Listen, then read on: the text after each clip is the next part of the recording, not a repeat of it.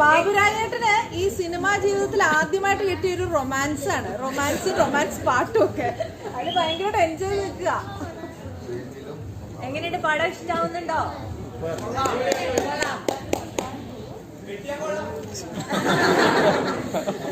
ബാബുചേട്ടന് ആഗ്രഹമുണ്ട്.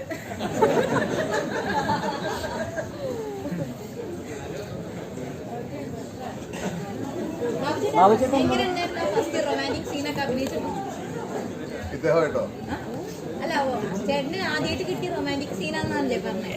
അപ്പൊ ആദ്യമായിട്ട് കിട്ടിയ ആ ഒരു എക്സ്പീരിയൻസ് ചേട്ടൻ എങ്ങനെയുണ്ടായിരുന്നു? കണ്ടവരെന്തായാലും അടിപൊളിയായിട്ട് പറഞ്ഞു. പിന്നെ ചേട്ടൻ ആ ഒരു ഫീൽ